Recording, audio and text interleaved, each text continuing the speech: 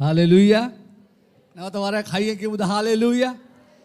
අපි ඒ ගීතිකා කොටස නැවත වාරයක් අපි දෑතිල රොසවල. දැන් මේ මොනවද හේතුවකට ක්‍රිස්තියානි සභාවටම සමස්ත පෙන්තකොස්තේ අපි පවත්වන එක පවත්වන්න හම්බුනේ අවුරුදු දෙකක්.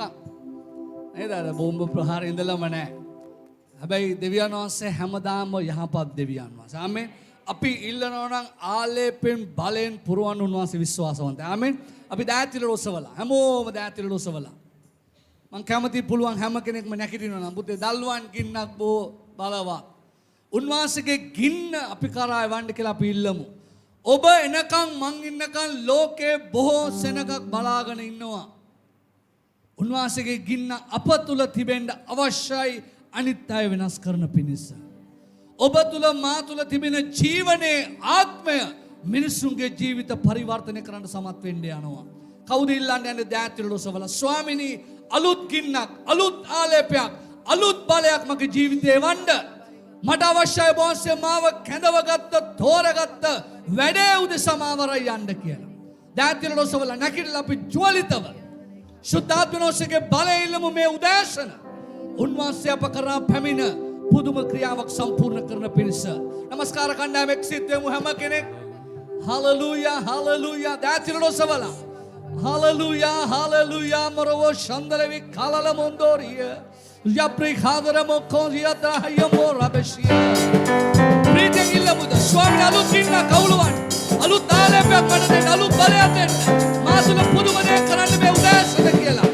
උන්වහන්සේ හාස්කම් කරන දෙවියන් වහන්සේ සමදා විශ්වාසවන්ත දෙවියන් වහන්සේ ඕලියලේ මොෂරේ One in Bovanava, Apatuna Suriduni Sudara. One in Bovanava, Apatuna Suriduni Sudara. Devuruvaye, Jolita Kavi, Sit up again, Emily Nidan. Jesus said, sitting in a seat, Ubunana Pusema. Banwangina, Mobaneva, Apatuna Suriduni Sudara. Banwangina, Mobaneva, Apatuna Suriduni Sudara.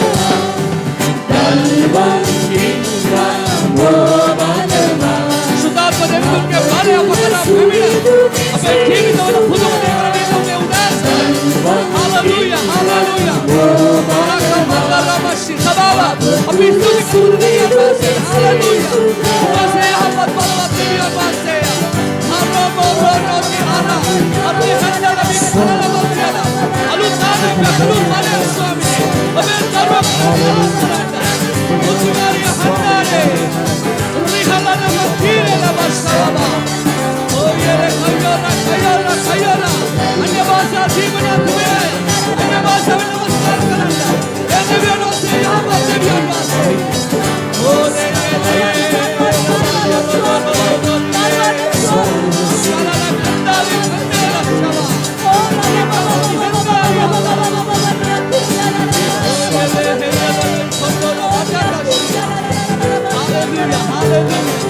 Hallelujah. Hallelujah. Ramashita lava.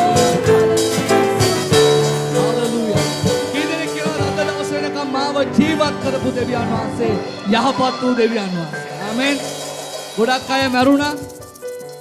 ගොඩක් අයට බොහෝ දේ අයිමි වුණා. දෙවියන් වහන්සේට ස්තුතියි. අපේ සභාවේ අපි අමාරුකම් වලින් ගියා ප්‍රශ්න වලින් ගියා ඇත්තයි. හැබැයි අද දවසේ දෙවියන් වහන්සේ අපව ජීවත් කරලා තිබෙනවා. ආමෙන් කියනවා. ඒ දෙවියන් වහන්සේ යහපතේ දෙවියන් වහන්සේ. කරන්න තියෙන වැඩේ බොහෝ අධිකයි. අපි ඉල්ලමු උන්වහන්සේගේ බලය ආලේපය. මොකද උන්වහන්සේ එක්ක බොහෝ දුර ගමනක් අපිට යන්න තිබෙනවා. ආමෙන් කියනවාද? හයියෙන් කියමුද ආමෙන්? තව ටිකක් හයියෙන් කියමු ආමෙන්. උන්වහන්සේ සබදා වැජබෙන දෙවියන් වහන්සේ. ආමෙන්. හොඳයි වාඩි වෙන්න.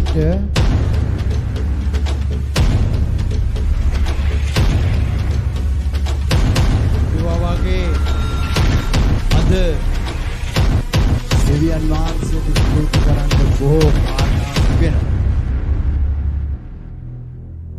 දෙවියන් වහන්සේගේ වචනේ කියා තිබෙන ලෙස පුදුම දේ බලවත් දේ කරන දෙවියන් වහන්සේ. මම අද දවසේ දෙන්නෙකුට පමණක් අවස්ථාව දෙනවා. අපි සමහර දෙනෙකුට මේ කොරෝනා රෝගයට ගොදුරු වෙන්න සිද්ධ වුණා. ඒකට වඩා වැදගත් දෙයක් සිද්ධ වුණා. දෙවියන් වහන්සේ ඒ මරණ සෙවණේ මිටියාවත් වලින් වුණ අරගෙන ආවා. හලෙලූයා. අපි නොකොඩවා යාඥා කළේ ස්වාමිනී කිසි කෙනෙකුට මැරෙන්න ඉඩ දෙන්නට එපා කියලා. මම අද ආරාධනා කරනවා එක සහෝදරියන් දෙදෙනෙකුට මේ පළමුවෙන්ම සිස්ටර් මේබල් මේ සභාවේ මව වගේ සිටිනවා. බොහෝ පරම්පරාවක් දෙවියන් වහන්සේ වෙතට ගෙනාවා වූ අම්මා කෙනෙක්.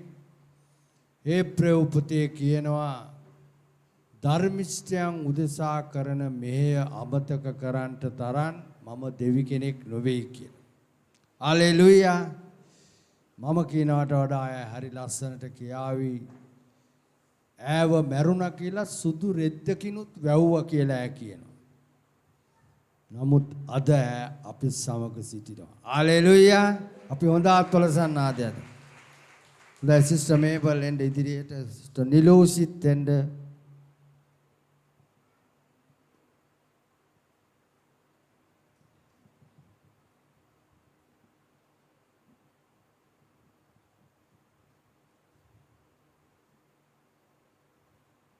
හලෙලූයා. ප්‍රශංසා වේවා. ස්තුති වේවා සුද්ධ දෙවියන් වහන්සේ ස්වාමිනී මට හරි දුක හිතෙනවා ස්වාමිනී මා ගැන කතා කරනකොට මගේ දෙවියන් වහන්සේ මා ළඟ ඉන්න බව මට තේරුණා. මට අසනීප හැදුනා. මම ඇඳේ ඉන්නකොට කාමරේට වෙලා ඉන්නකොට මගේ වෙනස දැක්කා. මගේ ඉලුසි මගේ ලේලි මගේ වෙනස දැක්කා. අනේ අම්මේ යන් අපි ඉස්පිරිතාලේ කිව්වා. එතකොට මං කිව්වා නෑ මට ඉස්පිරිතාලේ යන්න බෑ. මම යන්නේ නෑ. ගිහලා නෑ ඔයා යන්න ඕනේ කියලා බහනයක් ගෙන්නලා මාව දාගෙන වැල්චර ඉස්පිරිතාලේට මාව ගෙනා. එතකොට මම තුනේ වාට්ටුවට මාව දැම්මා. එතකොට මට මුකුත් කල්පනාව මොකකුත් නෑ. මාව දාලා මට ඔක්සිජන් ශීලයින් දීලා මට කරන්න පුළුවන් හැම දාතියක්ම කළා. ඊට පස්සේ මම දන්නේ නැහැ මම ඉන්නවද කියලා මම දන්නේ නැහැ. නමුත් මට පොඩ්ඩක් සිහිය තියෙද්දි මම දෙවියන් වහන්සේට ආඥා කළා ඔබ වහන්සේ මගේ ආත්මය ගන්න කියලා. එහෙනම් මම මෙච්චර කාලයක් ඔබ වහන්සේ තුල හිටියා. ඔබ වහන්සේ මගේ ආත්මය ගන්න කියලා මම උන්වහන්සේට කිව්වා ඔබට බාරයි මගේ ආත්මය. මේ ශරීරයෙන් වැඩක් නැහැ. මගේ ආත්මය ඔබ වහන්සේ ගන්න කියලා මම උන්වහන්සේට ආඥා කළා. එතකොට ඔහොම එන්නකොට මට මම මොනවද වුණා මට මම සිහිය නැතු ගියාද කොහෙදයි මට මාව රෙද්දකින් වැහුවා ගෙනල්ලා. රෙද්දකින් මගේ ඔළුව හිටම්ම වැහුවා.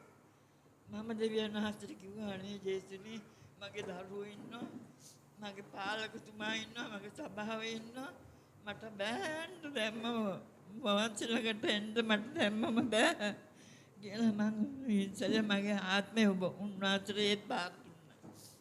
එතකොට මට සිහිය පොඩ්ඩක් ඇවිල්ලා මම ටිකක් හැට මෙහෙට කරලා බලපුවම මිසිලා දෙන්නෙක් මා ළඟට දුවගෙන ආවා. දුවගෙන ඇවිල්ලා කිව්වා මේ අම්මා මොකද කරන්නේ?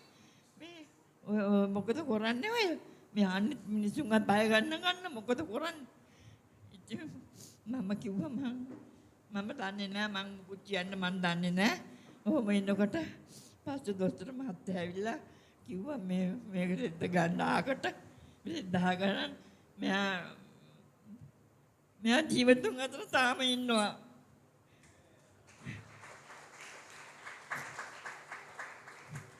එයා මැරිලා නෑ. අපේ ප්‍රතිකාරත් එක්ක මෙයා තාම ඉන්නවා.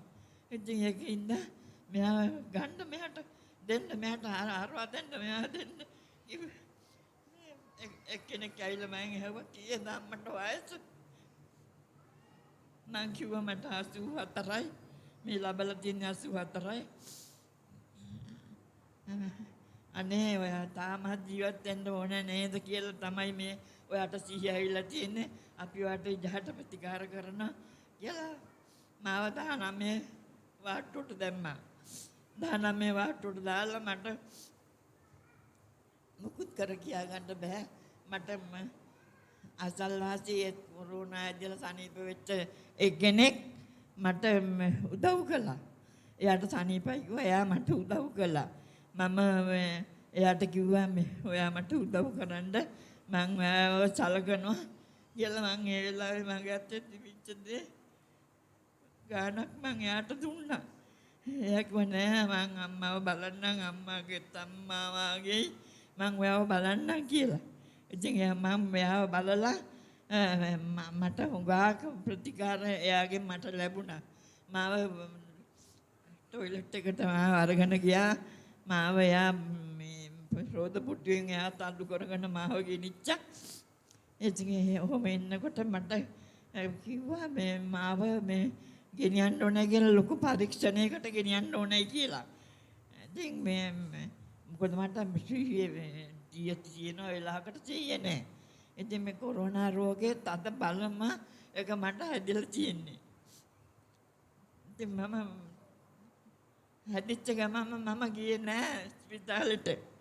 මම ගියේ නෑ මම යන්න හොරගම දුන්නා මං එක්කෙනා කියන හැටියට තනියම තන හැරෙන්න ඕනේ.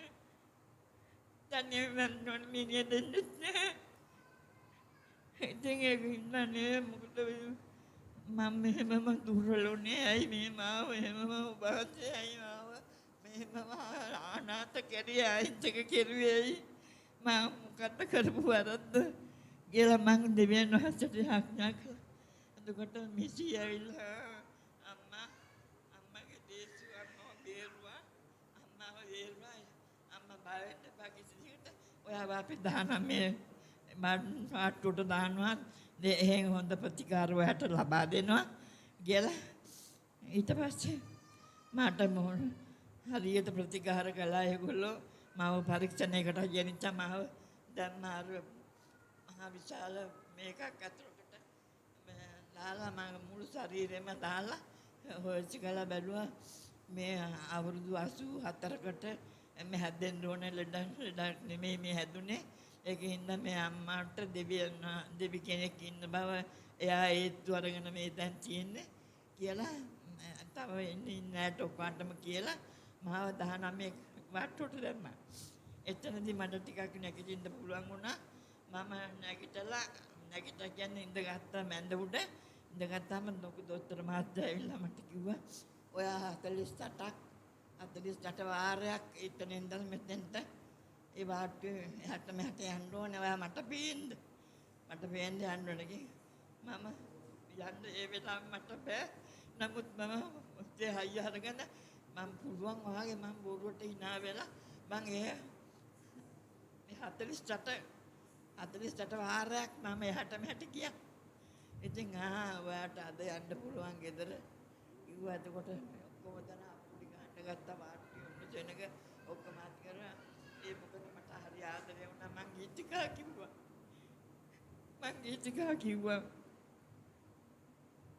මට එන්න දුන්නේ නැහැ. අනේ ඔයා යනවා දනේ අපිට ගීතිකාවක් කියලා යන්නකෝ. ඔයා යනවාද අපිව දාලා කියලා.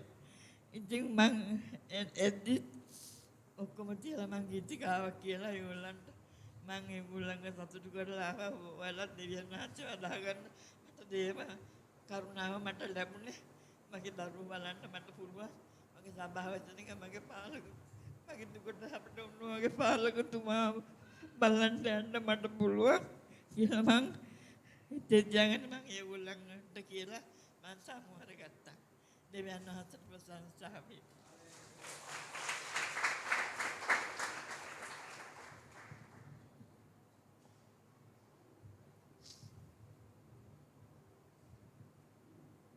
මගේ දෙවියන් වහන්සේට ප්‍රශංසා කරනවා. මට කොවිඩ් හැදුණා. මම කෙටියෙන් කියන්න දෙවියන් වහන්සේ කරපු දේවල් බොහෝයි. ඒක වචනෙන් කියන්න බෑ.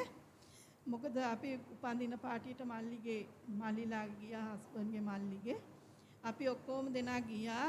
නමුත් හැදුනා ඉස්සෙල්ලාම අම්මට තමයි හැදුනේ. ඉතින් පත්මක්කා තමයි ළඟම ඉන්නේ. එයාත් පත්මක්කා තමයි ළඟම ඉන්නේ. එයාටත් උදව් කරන්න බෑ. එයා ටිකක් දුරින් තමයි ඉන්න ඕනේ. මොකද අම්මට හැදිච්චාම මං තමයි ගොඩාක් ළඟටම ගියේ. ඉතින් ඈතින් ඉඳන් එයාට කරන්න පුළුවන් උපරිම සේවය එයා කළා. නමුත් මං අම්මා ළඟින්ම හිටියා. මං එයාව සැනසුවා. මං දැන් එයාට කල්පනාව නැතුව ගියාම මං දැනගත්තා එයාව කොහොම හරි ස්පිරිතාලෙට ගිහින් දැම්මොතින් බේත් කරනවා කියන එක. කොහොම හරි දඟලලා අක්කා ගොඩක් එහෙ ඉඳන් කරන්න පුළුවන් උපරිම දේ කළා. මේ කොහොම හරි හොස්පිටල් එකට ගිහින් දැම්මා. ඊට පහුවදා ඉඳන් මට දැනුණා මගේ ඇඟේ අමාරුව. මං දැනගත්තා මටත් හැදිලා තමයි කියලා. ලොකු පුතා ගියා අයියලා ගෙදර. එයා එහෙටම වුණා. පොඩි දෙන්න එක මං තනි වුණා. කාමරයේ ඇතුලේ තනි වුණා. වේදනාව සාමාන්‍ය මිනිස්සුෙකුට දරා ගන්න බෑ. හරියට කොවිඩ් හැදිච්ච කෙනෙකුට දරා ගන්නම බෑ ඒ වේදනාව නම්. ඒ වේදනාව කියලා වැඩක් නෑ. කියන්න තේරෙන්නේ නැහැ. රෑ හුස්ම හිර වුණා. දෙපාරක් හිර වුණා. මං හිතුවා මම මැරෙයි කියලා. මගේ ජේසුස් කිව්වා මම. ඒ කියනකොට තමයි හුස්ම පල්ලෙහාට වැටුනේ. දෙවෙනි පාරත් මට හිර වුණා. පොඩි දෙන්න කෑ ගහගෙන ගියා මල්ලිලා ගෙදරට. ඒගොල්ලන්ටත් එළියට බහින්න බැරි වුණත් ඒගොල්ලෝ ඈතින් හිටියා. කොහොම හරි මං හිතුවා මැරෙයි කියලා. අක්කා එහෙ ඉඳන් මගේ ආත්මේ බාර කළා යාඥා කළා. නමුත් දෙවියන් වහන්සේ මාව ජීවත් කළා. ඒ වේදනාව දරා ගන්න බෑ. නමුත් ඒ වේදනාව දරා ගන්න උන්වහන්සේ මගේ රෝගී ආනන්දේදී හිටියා. පුදුම ශක්තියක් දුන්නා. කොවිඩ් හොඳ කරත් අනිත් රෝග හොඳ වුණේ. මාසිකාමාරක් විතර යනකල් රෝගේ හොයා ගන්න බෑ. වේදනාව දොස්තරලට තේරෙන්නේ නැහැ කියන දේ. මං හරි අසරණ වුණා. මොකද අනිත් අයට හොඳ වෙලා මට මෙහෙමයි කියලා මං හරි දුක් වුණා. මගේ ජේසුගේ පාමුල තනි කාමරේ ඉඳගෙන මට මතකයි මං අම්මලා ගෙදර තනියෙන් ඉඳලා යාඥා කළා. ජේසු මට සුවේ දුන්නේ අනිත් රෝග වලට. මං තනියෙන් ඉඳලා බලහත්කාරයෙන් මම වැන්දපු ස්ත්‍රියක්. මං ඔබට ගොඩක් සේවය කරනවා. මට දැම්මම ඕනේ ස්වාමිනී ඔබ වහන්සේගේ දිව්‍යමය සුවය. මට මිල මුදල් නෙමෙයි ඔබගේ සුවය දෙන්න කියලා දිව්‍යමය සලුවේ මාව වසා ගන්න කියලා මං තනියෙන් ඉඳලා කෑ ගහලා යාඥා කළා. ඒ සුවය ඉල්ලගත්තා. දවස් 5ක් යනකොට මට මුළුමනින්ම දෙවියන් වහන්සේ මගේ ජේසුස් සුවේ දුන්නා. මං ඊට පස්සේ තමයි ගෙදර ඇවිල්ලා ගෙදර හැම වැඩක්ම කරේ. දෙවියන් වහන්සේ මට දැන් පුදුම ශක්තියක් ධෛර්යයක් දීලා තියෙනවා. පුදුම සුවයක් දීලා තියෙනවා. මට උන්වහන්සේ කතා කරන සේවයට මගේ උපරිම සේවය මගේ දෙවියන් වහන්සේට දෙනවා. මට ගොඩක් දේවල් ඉගෙනුවා මගේ දෙවියන් වහන්සේ කාමරයේ ඇතුලේ ඉඳගෙන. මං අනේක වාරයක් මගේ ජේසුට ස්තුති කරනවා. ප්‍රශංසා කරනවා.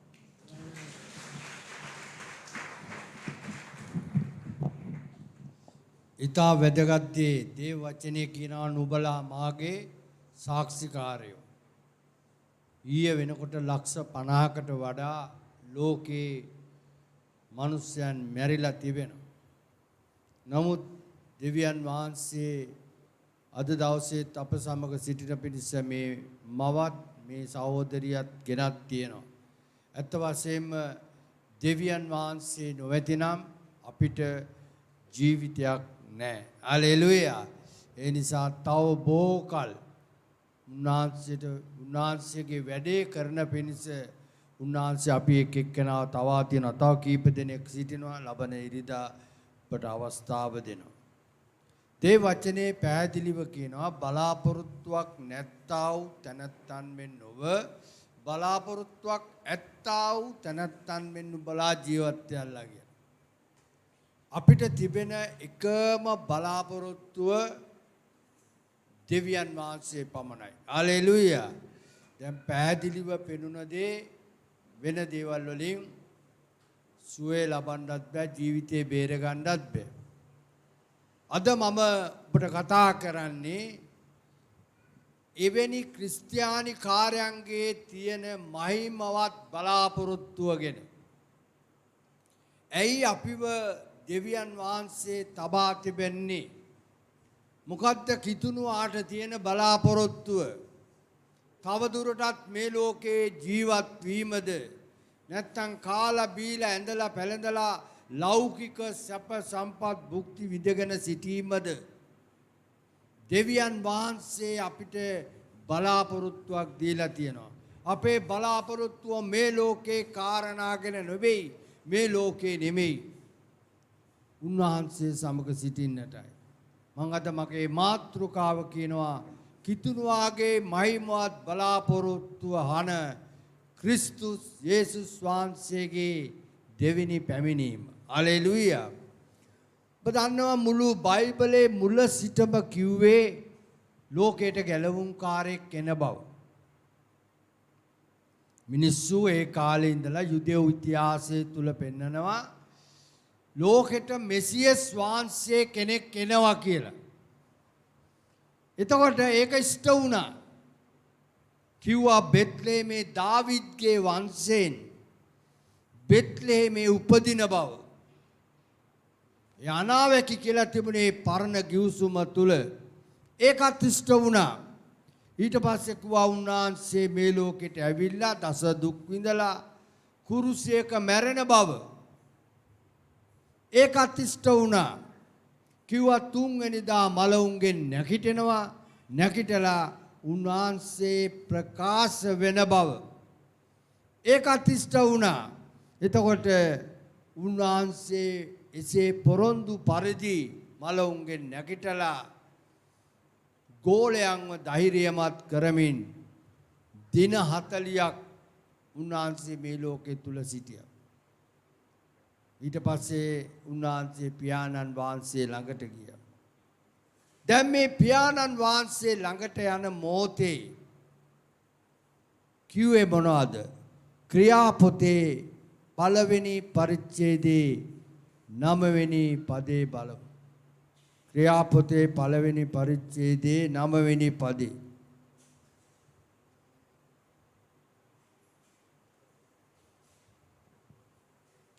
උන්වහන්සේ මේ කාරණා කී කල්හි ඔවුන් බලා සිටියදීම ඔසවා ගනු ලැබ වලාකුලකින් වැසි ඔවුන්ට නොපෙනී ගියසේක. උන්වහන්සේ යන කල ඔවුන් ස්වර්ගයේ දෙස ඕනෑකමින් බලා සිටියදී සුදු වස්ත්‍ර ඇඳා වූ මිනිසයන් දෙදෙනෙක් ඔවුන් ළඟ සිට ගලීලේ මිනිස්සෙනි නුබලා ස්වර්ගයේ දෙස බලා සිටින්නේ මක් නිසාද? නුබලා කෙරෙන් ස්වර්ගයට ඔසවා ගනු ලැබූ මේ යේසුස් වහන්සේ ස්වර්ගයට යනවා නුබලා දුටු ආකාරයෙන්ම එනවා ඇතැයි ඔවුන්ට කිව්වේ. මං කිව්වා ඒ දින 40 සම්පූර්ණ කරලා උන්වහන්සේ වලාකුලකින් නැවත ඒ මහිමලත් ශරීරයක් ඇතිව උන්වහන්සේ ස්වර්ගයට යනවා. දැන් මිනිස්සු උන්වහන්සේගේ ගෝලයෝ උන්වහන්සේට ප්‍රේම කරපු අය මේ සෙනග ඔක්කොම බලා සිටියදීම මේ කාරණාව සිද්ධ වුණා. නමුත් බලාපොරොත්තුවක් දුන්නා. මොකද්ද බලාපොරොත්තුව? උන්වහන්සේ ස්වර්ගයට යනවා නුබලා දුටු ආකාරයෙන්ම නැවතෙන. දැන් අපිට කිතුණුවාට තියෙන විශ්වාසය හා බලාපොරොත්තුව තමයි අන්නේ වචනේ. උන්වහන්සේ නැවත එනවා. මේ බයිබලයේ කියා තිබෙන සෑම අනාවැකියක්ම ඒ ආකාරයෙන් ඉෂ්ට වුණාseම දැන් යේසුස් ක්‍රිස්තුස් වහන්සේගේ දෙවෙනි පැමිණීමත් අනිවාර්යයෙන්ම සිද්ධ වෙනවා. දැන් ක්‍රිස්තියානි ලෝකෙම බලාගෙන ඉන්නේ. ඔබ දකින්නවා සමහරට බම්බල පිටියට ගියොත් බම්බල පිටියේ මම හිතන්නේ සෙන්ට් පීටර්ස් දොගේදී ලොකු තාප් එකක් Jesus is coming soon යේසුස් වහන්සේ ඉක්මනට එනවා. මුළු ලෝකෙම කිතුනුවා බලාපොරොත්තු වෙනවා. යේසුස් ක්‍රිස්තුස් වහන්සේ නැවත එනවා කියලා. දැන් අපි දේව වචනේ පෙන්වන මේ සත්‍යතාවයේ වන යේසුස් වහන්සේගේ දෙවෙනි පැමිණීම ගැන මොනවද උන්වහන්සේ යන්න කලින් කිව්වේ? යෝහන් 14 දෙවෙනි පදේ බලන්න. යෝහන් 14 දෙවෙනි පදේ.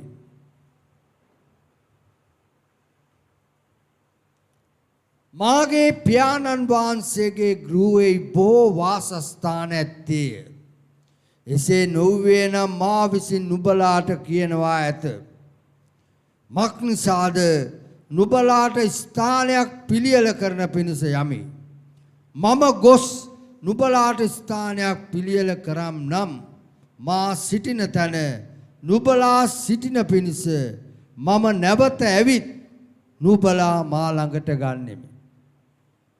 මාගේ සෙනෙහවන්තේනි හොඳට මතක තබා ගන්න දෙවියන් වහන්සේගේ වචනේ සත්‍යතාවයේ කවදාවත් නැති වෙන්නේ නැහැ. උන්වහන්සේ කිව්වා මම යන්නේ නුඹලාට ස්වර්ගීය ස්ථානයක් පිළියෙල කරන්න. නුඹලාව මම සිටින තැනට ගන්න. දැන් ඒකයි දැන් ක්‍රිස්තු ධර්මයේ මේ මූලික සත්‍යතාවයන් තුල කිතුනුවාව මේ සඳහා සූදානම් කරන්න. දේශනා කරනවා, උගන්වනවා, දෙවියන් වහන්සේගේ වචනය මුළු ලෝකෙම අස්සක් මුල්ලක් නැර ගොස් තිබෙනවා. සියලු ජාතීන් අතරේ, සියලු ආගමිකයන් අතරේ මේ වචනේ මේ පණිවිඩය ගිහිල්ලා තිබෙනවා. නිකන් මේ කියන ස්ථානයට යන්න බෑ. ඒ සඳහා අපිට සුදුසුකම් තිබෙන්නට ඕනේ.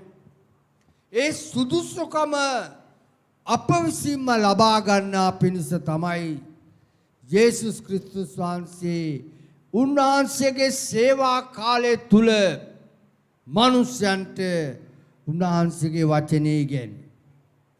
අපිට ස්ථානයක් පිළියෙල කරන පිණිස උන්වහන්සේ ගිය බව. ඔය කොයි කවුරු කොහොම කතා කළත් මරණ මොහොතේ මතක් වෙන්නේ යේසුස් ක්‍රිස්තුස් වහන්සේ. ස්වාමිනී මගේ ආත්මය ගන්න. ස්වාමිනී මගේ ජීවිතේ ගන්න. ඒක තමයි මොන සමහරට අපරාධකාරයන්ගේ කටින් පවා ලෝකේ ඉන්න දුෂ්ට පව්කාරයන්ගේ මුකින් පවා කියවෙනවා දෙවියනි මාව ගලව ගන්න. ඒක මනුෂ්‍යයාට ඉබේම කියවෙන. මොකද මනුෂ්‍යයාගේ ආත්මය තුල මේ සත්‍යතාවයේ තිබෙනවා. මේ සත්‍යතාවය නැති වෙන්නේ නැහැ කවදාක්වත්. එතකොට මේ ස්වර්ගයට යන ආශිර්වාදලත් බලාපොරොත්තුවගෙන අපි ජීවත් වෙන්නට ඕන. ඒකයි මේ අද පුදුම විදියට උගන්වන්නේ මිනිස්සුන්ට.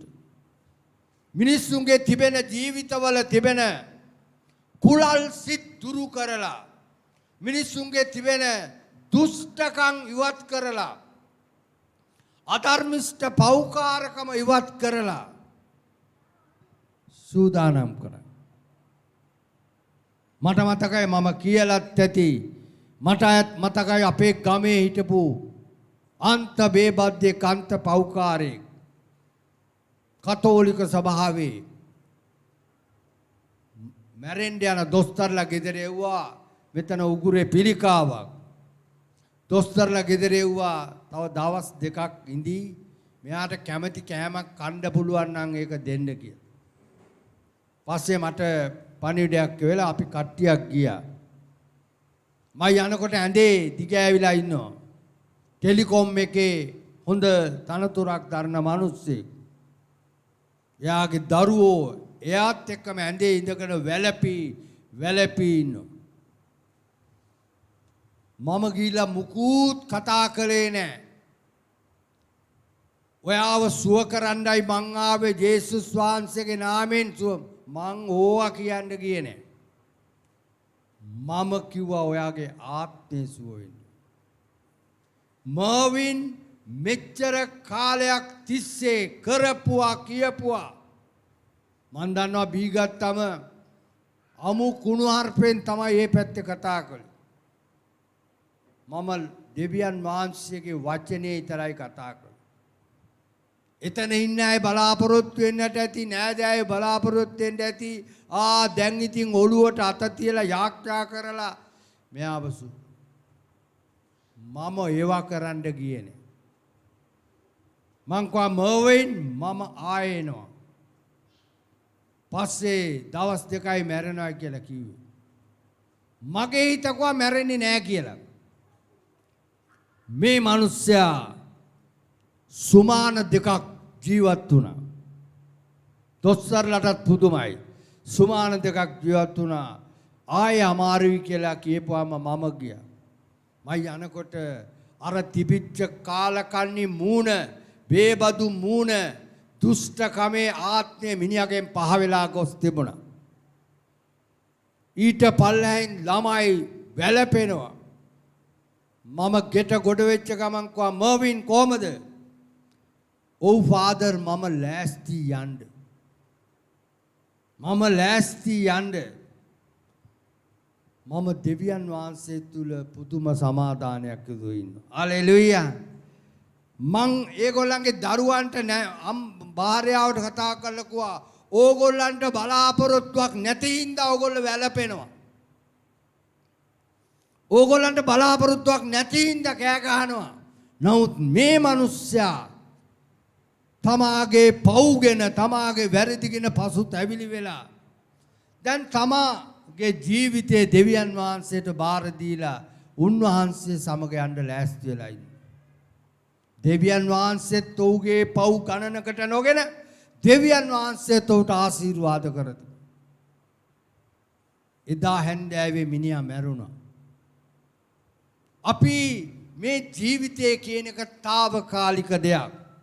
තනාගරැදි පිනිබින්දක්සේය කියලා ජීවිතය ගැන කතා කරනවා. නිකන් සුළඟේ පාවෙලා යන හුස්මක් වගේ කියලා කියනවා. අපි කාටද කියන්න පුළුවන් අපි හෙට ජීවත් වෙනවා කියලා.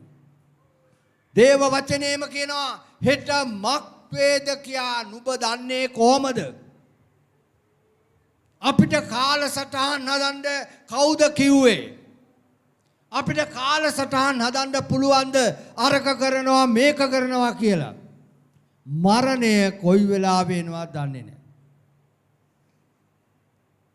මෙතන සඳහන් කරන්නේ මොකද්ද?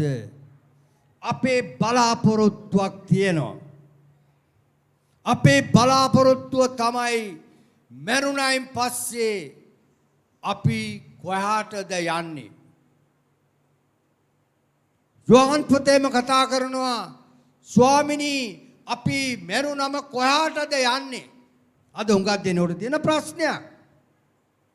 සමහර අය කියයි නරක ආදියට යනවා. සමහර අය කියයි ස්වර්ග රාජ්‍යයට යනවා. සමහර අය කියයි දන්නේ නැහැ කියලා. සමහර අය කියයි මේ ආකාශයේ ආත්ම සැරිසරමින් සිටිනවා. කිසි කෙනෙක් ස්වර්ග රාජ්‍යයට නම් තාම ගියේ නැහැ.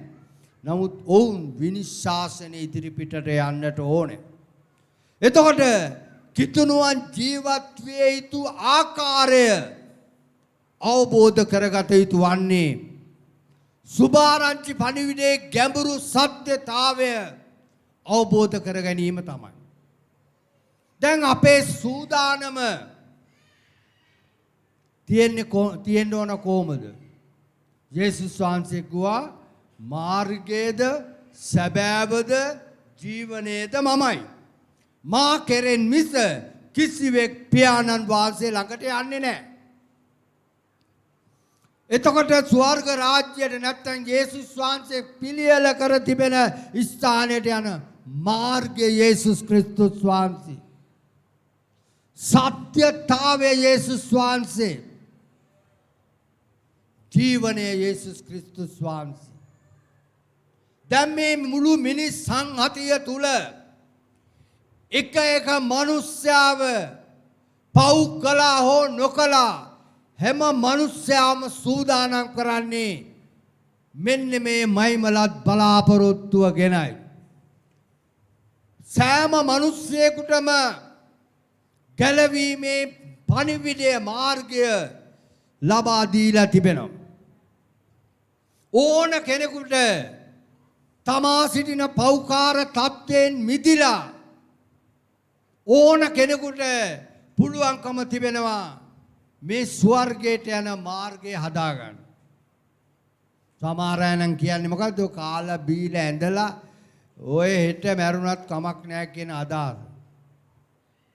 නමුත් මරණ බිය ඝන අන්ධකාරයේ මරණ බිය මිනිස්යන්ට ඇති වෙනවා. එතකොට කිතුණුවන් පළදායි අයුරින් අභක්තිය මොකද තෘෂ්ණාව අත්තර ජීවත් වෙන්නට ඕනේ. හේබ්‍රේව් 11:26 පෙරලා ගන්න. මම ඔබට පෙන්නනවා දේව වචනයෙන්ම මේ සත්‍යතාවයන්. හේබ්‍රේව් 11:26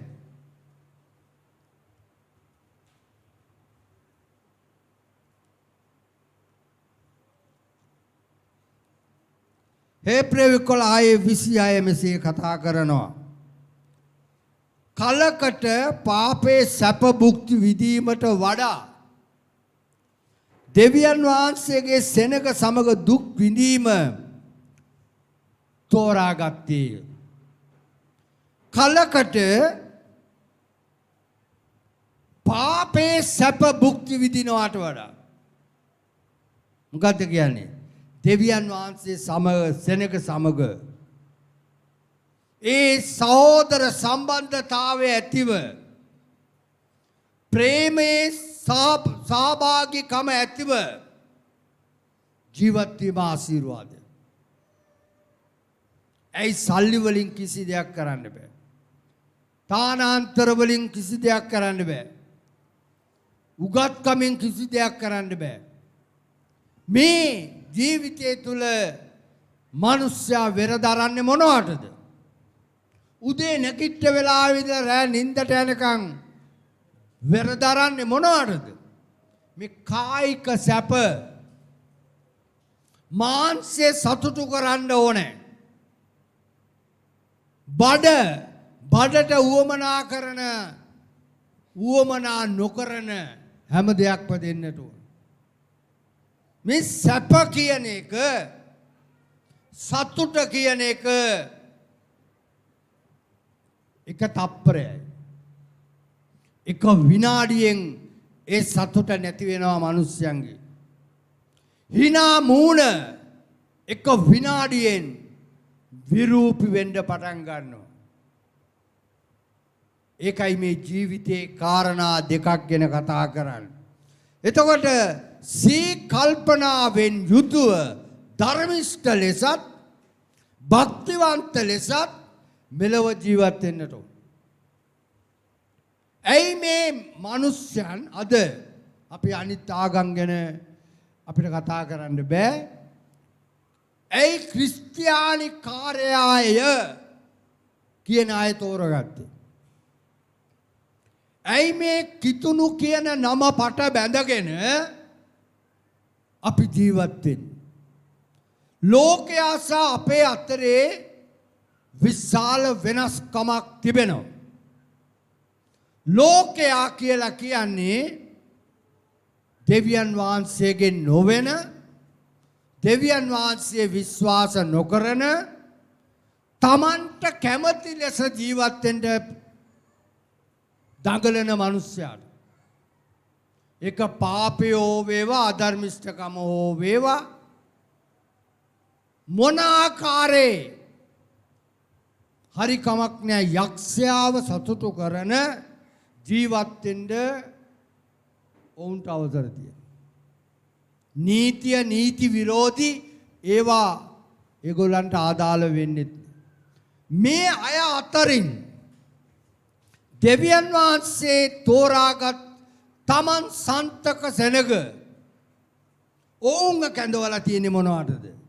ඒ ජීවිතේ අතහැරලා ඒ ජීවිතේ නොවේයි හොඳ ධර්මිෂ්ඨ ජීවිතයකට එන්නේ. පෞකාරයා මොන පාපයක් කළත් පාපය ගැන පසුතැවිලි වෙලා පාපය අතහැරලා ඕනෑම කෙනෙකුට ධර්මිෂ්ඨ ජීවිතේ වෙන්න පුළුවන්. ඒකයි එකේ වෙනස. ඒකයි දැන් ඊටම් පටන් ඒ ට්‍රැක් එකට වැටෙනවා. ඒකයි කිව්වේ දෙවියන් වහන්සේගේ සෙනග එක්ක සම්බන්ධතා ගොඩනගා ගන්න පටන් ගන්නවා. එතකොට අර ජීවිතයට වඩා මේ ජීවිතය ඊටමත් තෘප්තිමත් ජීවිතයක්. කැමෙන් තෘප්තියටපත් වෙන්නේ නැහැ කිසි කෙනෙක්. ඇඳීමෙන් තෘප්තියටපත් වෙන්නේ නැහැ කිසි කෙනෙක්.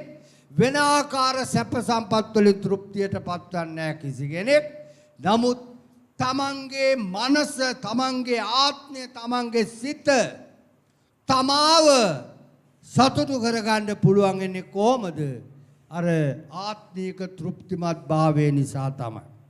එතකොට කොහොම කළත් යේසුස් ක්‍රිස්තුස් වහන්සේගේ දෙවිනි පැමිණීම ඊටාම ළඟව තිබෙනවා. හalleluya.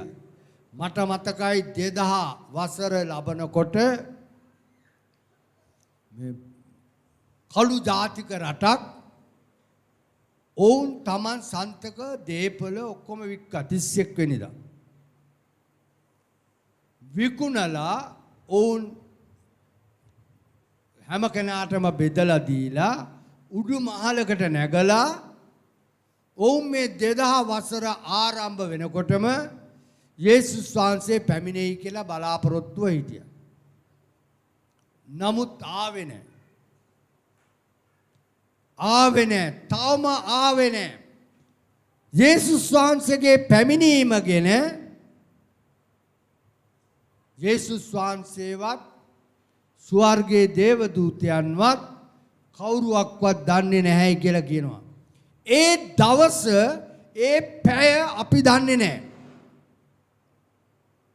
දන්නේ පියාණන් වහන්සේ පමණ.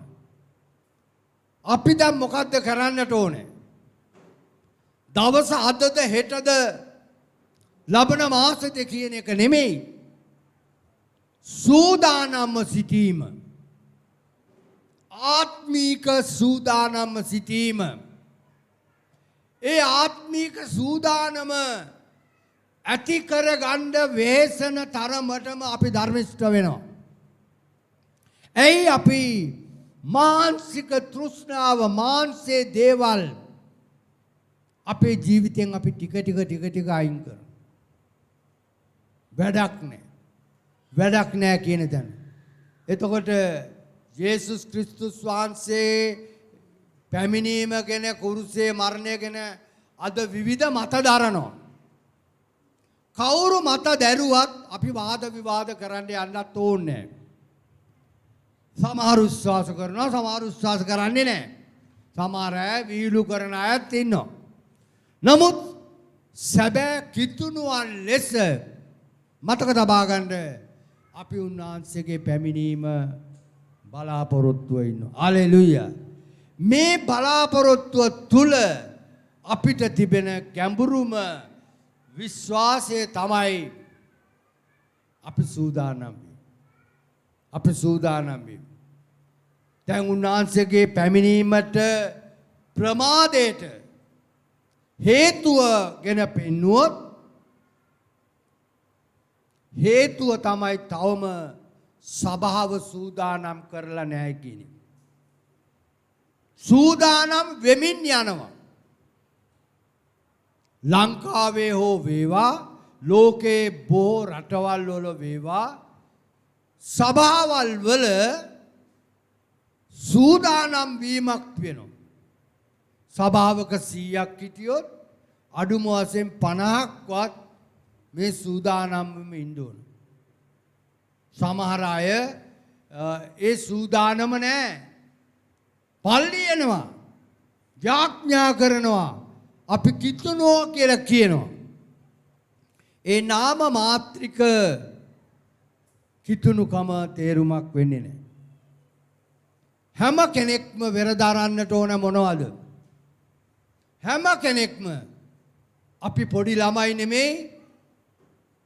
අපිට හැමදාම දෙවියන් වහන්සේගේ වචනේ අසන්ට අද ජනමාධ්‍ය ගත්තත් අද රූපවාහිනිය ගත්තත් අද සෙල්ෆෝන් ගත්තත් මේ පණිවිඩය විවිධාකාරයේ යනවා. ඔබ බලන්න ෆෝන් එකේ Facebook හරි YouTube හරි බලන්න පුදුම විදියට මුළු ලෝකෙම මේ පණිවිඩය යනවා. මේ යන පණිවිඩය කීයෙන් කී දෙනාද අල්ලගන්නේ? කීයෙන් කී දෙනාද හිතට ගන්නේ? කීයෙන් කී දෙනාද ඒ අනුව ජීවත් වෙන්නේ? යේසුස් වහන්සේ සූදානම්. මනාලිය සභාව හඳුන්වනවා මනාලිය ලෙස. මනාලිය තවම සූදානම් නැහැ. යේසුස් වහන්සේ මනමාලයා නම් උන්වහන්සේ සූදානම්ව සිටිනවා. ඒ නිසා අපි මොකද්ද කරන්න අපේ පුද්ගලික ජීවිතේට සේවයට දෙවියන් වහන්සේගේ පැමිණීම ආදාළ කරගන්න. සූදානම් වෙනවා කියලා කියන්නේ බලන්න මනාලියක් සූදානම් වීම. අද කාලේ රෑ 12 ඉඳලා සූදානම් වෙනවා. උදේ 10 දෙවමේට මොනතරම් සූදානම් වෙනවද කියලා බලන්න. ඊට මාස ගණනකට පෙර ඉඳන් මොනතරම් සූදානම් වෙනවද කියලා බලන්න. හරියට මනමාලයා එක්ක යන්න මොනතරම් සූදානම් වෙනවද? අන්න ඒ වගේ අපි ස්වාමින් වහන්සේ තුල සූදානම් වෙන්න. අපේ ජීවිතේ තිබෙන ඔය හැම දුර්වලකම් අඩුපාඩුකම් වැරදි ඕවා දෙවියන් වහන්සේ ගණන් ගන්නේ නැහැ. ඕවා ඔක්කොම දවස් පතා අපි හදා ගන්නට. අවිශ්වාසය, සැකය, අපේ තිබෙන නොහැදහිල්ල මේවා අපි හරිගස්ස ගන්නට ඕනේ. දවස් පතා අපි හැදෙනකොට උන්වහන්සේගේ පැමිණීමටත් ඊටාම ආසන්න වෙනවා. සභාව සූදානම් වෙන තුරු යේසුස් ක්‍රිස්තුස් වහන්සේගේ පැමිණීම සිදු වෙන්නේ නැහැ. සභාව සූදානම් වෙන්නට ඕනේ. හැබැයි යේසුස් වහන්සේගේ පැමිණීම ස්ථිරයි. එහෙනම් උන්වහන්සේ විවිධාකාරයෙන් විවිධ ක්‍රම උපයෝගී කරගෙන විවිධ දේවදාසයන් තුලින් තෝරා ගන්නා ලද කැඳවනු ලබන සෙනග උන්වහන්සේ තෝරගන්න. දැන් කිරිඳි තිරිඟුයි එකට වැවෙනවා. කිරිඳුයි තිරිඟුයි එකට වැවෙනවා. බැටළුවෝ වෘකයෝ එකට හැදෙනවා. ඒක තියෙනවා. නමුත් දවසක් එනවා. දවස ඉතා ආසන්න වෙනවා. උන්වහන්සේ කියනවා මම කපනවා, මං කිරිදි වෙන් කරනවා, තිරිඟු වෙන් කරනවා. මම බැටළුවන් අතරින් වෘකයන් වෙන් කරනවා. ඔය විදියට යන්. යේසුස් වහන්සේ අපිට නිතර අවවාද කරන. ධර්මිෂ්ඨකම් කරන්න මතුවට ධර්මිෂ්ඨකම් කරගෙනම යන්න. අධර්මිෂ්ඨකම් කරන්න හැමදාමත් අධර්මිෂ්ඨකම් කරගෙන යන්න. මම එනවා. මං ඇවිත් ඒක බලා ගන්න. හalleluya. ඒ නිසා සෙනෙවන්තේනි මම ඔබට කියනවා. ඔබ දෙවියන් වහන්සේ තුල සිටින කෙනෙක් වශයෙන් ඔබගේ මොන දුර්වලකම් අඩුපාඩුකම් තිබුණත් ඔබ ඒවා හරිගස්සගෙන සැබෑ ක්‍රිස්තියානි ජීවිතයක් ගත කරන්න. සැබෑ දේව දරුවෙක් වෙන්න. දෙවියන් වහන්සේට ප්‍රසන්න කෙනෙක් වෙන්න උත්සාහ කරන්න. අප්‍රසන්න කෙනෙක් නෙමෙයි. දෙවියන් වහන්සේට ප්‍රසන්න කෙනෙක්. මොකද හැම කෙනාගේම ආකල්ප හැම කෙනාගේම සිතුවිලි කල්පනා දන්නේ දෙවියන් වහන්සේ පමණයි. අපි අන්ධකාරයේ මොන දේ සෙල්ලම් කළත් ඒවා එලිපිට එන දවස තියෙනවා. මම ඔබව ධෛර්යමත් කරනවා. මට අවශ්‍යයි සභා නායකයෙක් වශයෙන් මගේ සභාව තුල ඔබව ඒ ආකාරයෙන් සූදානම් වෙනවා දකින්න. නැත්තම් මටත් ගණන් දීමක් තිබෙනවා. ඉතින් ඒ නිසා අපි ඉදිරි කාලය ගත්තොත් මම මගේ නායිකාවන් එක්ක සාකච්ඡා කරනවා මේ ටිකේ මම හැම අතකින්ම කල්පනා කරන්නේ මේ දෙවියන් වහන්සේට ඕනෑ කරන මිනිස්සයා නිර්මාණය කිරීම සභාවේ හැම පවුලක්ම පුරුෂයන් භාර්යාවන් තරුණයන් දරුවන් හැම කෙනෙක්ම මෙන්න මේ ක්‍රිස්තුස් වහන්සේගේ දෙවෙනි ආගමනයට සූදානම් වන මිනිස්සෙක් කරන්නේ. අපි ඉදිරි කාලේ අපි ඒවා ගැන දැඩි ලෙස වෙහෙසෙනවා. දැන් කොරෝනා කියලා කිව්වා ඇති.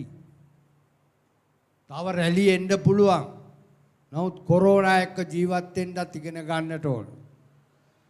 ඒ නිසා ඉදිරි දවස්වල අපි සැලසුම් කරනවා.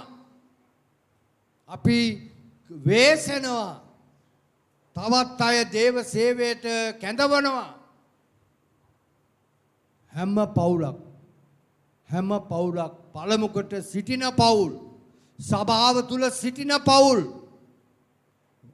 අයගේ ආත්මීක තත්ත්වය ඉතා හොඳ ලෙස හදන්න.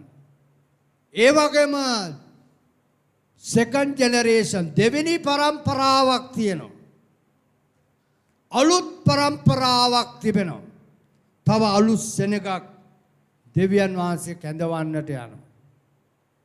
ඔබ කරන කොටගෙන සුභාරංචිය දීලා ඔබව පාවිච්චි කරලා ඔබගේ ධර්මිෂ්ඨකම ඔබගේ සාක්ෂිය තුලින් දෙවෙනි පරම්පරාව දැන් උන්වහන්සේ කැඳවන්න ලෑස්ති වෙලා ඉන්නේ. ඒ සෙනග දැන් එනවා. ඒ සෙනග ඉදිරි කාලේ ඔවුන්ගේ බැමි කඩාගෙන ඔවුන්ගේ වහල් කම් වලින් ගැලවිලා ඔවුන් ක්‍රිස්තුස් වහන්සේ වෙතට එන්න බලාපොරොත්තු වෙන්නේ. අපි කැඳවන්නට ඕනේ. අපි ඔවුන්ට උපස්ථාන කරන්නට ඕනේ. ඒකයි අපේ ඊළඟ අලුත් සෙනගක් අලුත් පරම්පරාවක් දෙවියන් වහන්සේට අවශ්‍ය වෙනවා. ඇයි එක්කෙනෙක්වත් විනාශ වෙන එක මගේ කැමැත්ත නොවේ කියා තිබෙනවා. තවත් කුඩුකාරයෙක් ඉන්නවා නම්, තවත් බේබද්දෙක් ඉන්නවා නම්, තවත් සල්ලාලෙක් ඉන්නවා නම්, තවත් හොරෙක් වංචාකාරයෙක් ඉන්නවා නම් කමක් නැහැ. දැන් ගැලවිලා ඉන්නේ. දැන් ওই යක්ෂ බන්ධන වලින් ගැලවිලා මට ඒ ජීවිතේ එපා. මට අලුත් ජීවිතයක් ඕන කියලා කියාගෙන ස්වාමින් වහන්සේ හොයාගෙන එන සෙනග ඉන්නේ. ඔබ බලන්න ඉදිරි දවස්වල කොහොමද සභා පිබිදීම කියලා. ඊට පස්සේ කියයි රිවයිවල් ඔෆ් ශ්‍රී ලංකා. ශ්‍රී ලංකාවේ පිබිදීම කියලා කියයි. හලෙලූයා. ඒ නිසා ඔබ සූදානම් වෙන්න. අපි හැම කෙනෙක්ම නැගිට සිටිමු.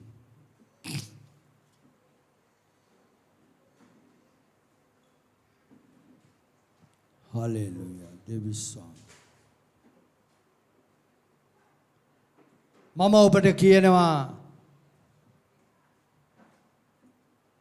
ඔබ මෙතන හෝ දේවස්ථානයේ තුල හෝ දේශනාවකින් යමක් ඉගෙන ගන්නවා. ඔබගේ ඔබ අසන පණිවිඩය ඔබේ සිතට දාගන්න. මේ කනින් අහලා මේ කනින් පිට කරලා ගෙදර යනවා කියන්නේ සදා කාලෙටම ඔබ එහෙම තමයි ඉන්නේ. වෙනයම් ආකාරයකින් ඔබ දේව වචනේ අසනවා ඉගෙන ගන්නවා.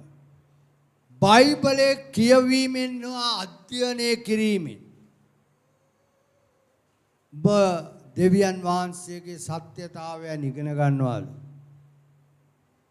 ඒ අනුව ඔබ ජීවිතයේ ගොඩනගා ගන්න බලන්න. මම කැමති ඉදිරි කාලේ බොහෝ දෙනෙක් සේවයට කැප වෙනවා දකින්න. මොකද අපිව තිබ්බේ ඒකටයි. අපිව තියලා තියෙන්නේ ඒකයි. මැරෙනකම් මේ කාලා බිලා ඇඳලා මැරිලා ඵලයන් කියලා නෙමෙයි. දෙවියන් වහන්සේට එහෙම අය වැඩක් නැහැ. මේ ජීවිතේ ඔබ පූජා කරන්න ලෑස්ති වෙලා ඉන්නේ. ස්වාමිනී මට දුන්න ජීවිතයට ස්තුතියි. අපි තවත් අර දේව වචනේ කියනවා ඌරා උගේ වමනයටත්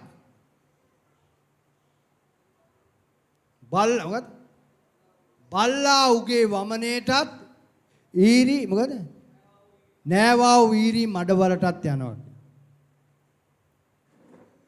පුදුම කතා තමයි බයිබලයේ කියලාදී. නේද? බල්ලා උගේ වමනයටත් නෑවා ඊරි නැවත මඩවලට. හරි පුදුමයි. අපි එහෙම අය නෙමෙයි. අපි සේදී පවිත්‍ර වුණා නම් සෝදාප මේ දේශනා කරන මමත් ඉස්සර පව්කාරයෙක් තමයි. පාවුල්තුමා කිව්වා පව්කාරයන්ගෙත් පව්කාරයා මමයි. මාව ගලවා ගත්තේ යේසුස් වහන්සේ. මම ගැලවුන්නේ. මම පව්කාරයන්ගෙත් පව්කාරයා. ඒ නිසා ඔබේ පව් ගැන කතා කරන්න එපා. වැරදි ගැන කතා කරන්න. අපි නැවත හැරී යන්න ලෑස්ති වෙන්නට එපා. ගැලවුණා නම් ගැලවුණා. ආයේ ඇලෙන්න යන්න එපා. යක්ෂයා නිතරම try කරනවා ඔබව නැවත උගේ ලෝකයට ගන්න. නොයෙකුත් උපක්‍රම සැලසුම් යෝජනා සැලසුම් දෙනවා. මේවා බොරුයි කියලා ඔබේ මනසට දානවා. නමුත් ඔබගේ ආත්මයන්න් වාසය කරන කොටගෙන ඔබ මොකද්ද කරන්නට ඕන? නෑ මට මගේ ජීවිතය හොඳයි. මම දැන් අවුරුදු 44ක් රැකගෙන ඇවිල්ලා තියෙනවා. මැරෙනකම්ම ඒක නම් මගෙන් නැති වෙන්නේ. අපි ක්‍රිස්තුස් වහන්සේගේ පැමිණීම බලාගෙන සිටිමු. හලෙලූයා. හලෙලූයා. ඔබගේ දැස් පියාගෙන මොනවාද ඔබ කියන්නේ ස්වාමිනී? අවංකව කියන්නේ ස්වාමිනී මගේ දුර්වලකම් තිබෙනවා. මගේ අවිශ්වාසවන්තකම් තිබෙනවා. මම පෞගිය කාල පරිච්ඡේදයේ තුල මම හරියට සැබෑව කළේ නැහැ. මගේ අඩුපාඩුකම් තිබෙනවා ස්වාමී. ඔබ වහන්සේ මට උපකාර කරන්න. ස්වාමිනී මට ඕනේ ඔබ වහන්සේ සමග ගමන් කරන්න. මාව අතාරින්න එපා ස්වාමී. මාව විනාශ වෙන්න දෙන්න එපා ස්වාමී. මට ඒ ස්වර්ගීය බලාපොරොත්තුව ඒ මහිමලත් බලාපොරොත්තුව ඇතිව ජීවිතේට මොනවාද? අපි නැවතත් ගායනා කරමු. ඔබ ඕනේ කියන ඒ සංගීතය ගායනා කරලා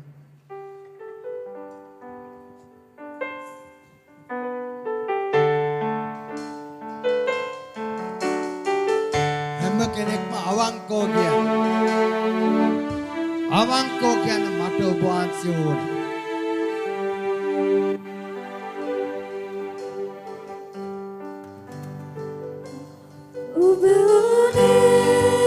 හැම කෙනෙක්ම කියන්නේ කට ඇරලා.